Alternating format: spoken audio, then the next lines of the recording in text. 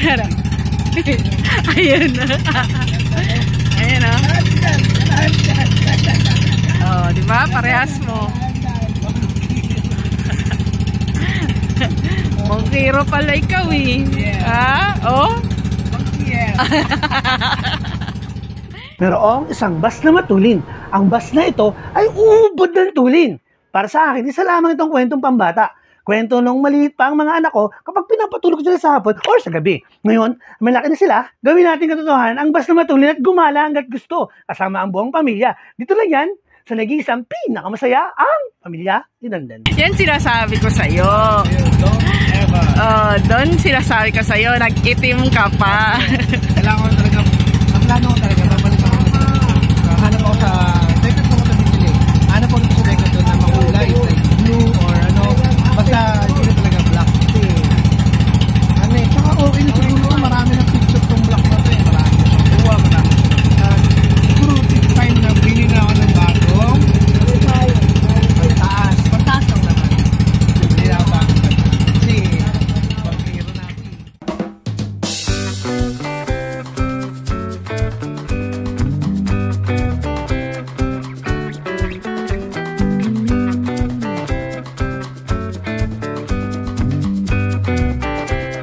What's up guys? So ito ngayon ang itsura ng Balikasag Island. Upon arriving, so dun yung boat natin.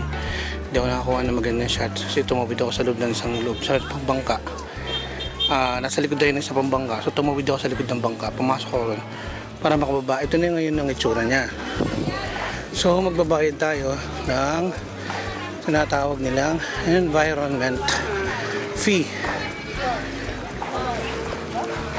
Environment fee. So dito yan, hanap lang ako ng babayaran at guide. So yung guide, costly yun, sasakay ng bagong maliit na boat para ilipat.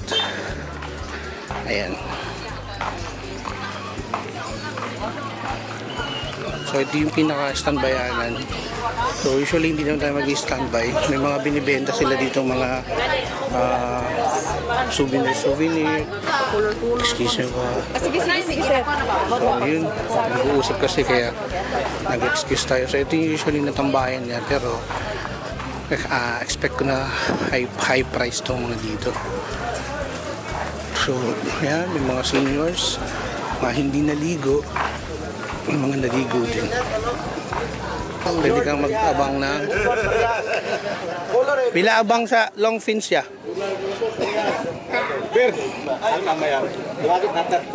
Good morning. Question lang kuya, pilang abang sa long fins? 300 ang abang. Sa ingan nga carbon, fiber. 500 sir. 500. Oh, isa lang ni sir. Okay lang yan. So 300 sa long fins and 500 naman sa carbon, sa fiberglass. So dito naman ang environment fee. So, good morning. Good morning, sir. Hello po. So yan. So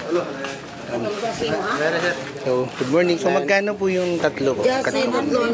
Alright. So meron na po yung guide. So guide, okay. So 900 plus guide kasi tatlo tayo. So ayun. Ano po yung guide namin, ma'am? George po yung guidance. Alright, so si Kuya George ang magiging guide natin for today's video yan dito sa Balikasag Island. Ayan. So just follow na lang ano mo. Pamilya, just click here and subscribe. Yeah. So yun na nga, lipat tayo si Kuya George. Kuya George ay ayan, Kuya 59. Iniwan tayo ni Kuya George. Tatanungin ko sana yung mga iba bang question pero iniwan tayo. Sige na. So may mga rate dito ng rental ng GoPro, rental ng long fins. So tanong tayo ngayon. Kuya, good morning. Magkano po ang abang ng GoPro? Ito, may rates. Ito na lang. So ayaw nilang makausap. So ayan. So meron ditong GoPro rental. Ito po sir yung transfer lang. Ito yung memory na transfer to. Yun, so yung mga lahat ng dati na transfer. GoPro transfer sa cellphone nyo. Ito, 1.5 dadalhin yung memory card. Yan. So may Yan ang mga pinakaiba. freebies. Oo, yan ha. 1.2 and 1.5. Doon tayo sa 1.5. Konti lang difference, ha? Di ba? So meron din silang 2.5 na drone. So meron din dito mga GoPro plus drone. So ito yung tanong ko kanina, yung long fins niya is 300 and 500 sa fiber. So ayan, so magtatanong kayo kung walang underwater camera, pwede nang may rental dito, and meron din silang mga fins o mga free diver. Yan, pwede na kayo hindi magdala ng fins, pero mas depende sa inyo kung anong gusto nyo, magdadala ba kayo o hindi. So ngayon, back to the ball game. Nawala si Kuya George. So paano kung may tatanong, mga gusto ko itanong. So ito yung kanilang public CR. Meron din. Ito yung restaurant here. So yung restaurant here, dito nag-stay yung mga ayaw maligo o gusto lang chill lang after maligo. Tulad nga kanina, yung mga for rental na mga mask dito. Ayan, rental mask. So, nakita nyo na yung price kanina, no?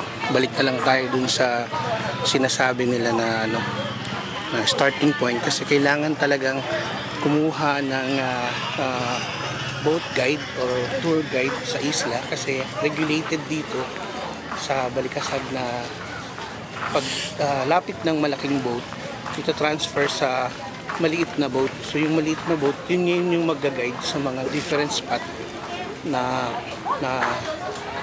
different spot dito, na kasan yung mga kawikan, nasan yung mga magagandang spot, magandang area na po pwedeng paglangoyan, pagsisikan. So dahil kompleto naman ang dala ko, may sarili ako mga gamit, camera, mga things, hindi ko na in-avail yung mga service provide nila ng mga for rental nila. Pero maganda yung kanilang mga package, which is the kanilang package na ito na tayo. Maganda yung mga package nila. May pa-drone shot pa, tapos yung kanilang mga SD card. Once na matapos yung tour, ibibigay sa yung SD card. Meron ding transfer sa phone. May transfer sa phone, meron ding sa yun na yun. As may mga freebies pang iba, may mga kahap, may mga ganun. So 2.5, okay naman siguro yung 2.5. Parang hindi naman siguro mabigat na yung 2.5 para worth the memory naman yan. So ayun. Balik tayo ngayon sa ating boat. Sige lang. So si Kuya George ang aming tour guide for today's video. Ayan niya. So ikot lang siya sa hagdanan, tapos baba na tayo. Dito mag-i-start yung aming tour sa Balikasag Island. So he will provide ng mga spot dito kung saan alam na niya yung mga magagandang spot, which of the Pawikan, mga coral reef. So si Kuya George na ang bahala sa atin. Kuya George, isang malaking kaway naman dyan. Alright, ayan si Kuya George. Alright, so yun na nga. So let's go, begin the adventure. 5, 4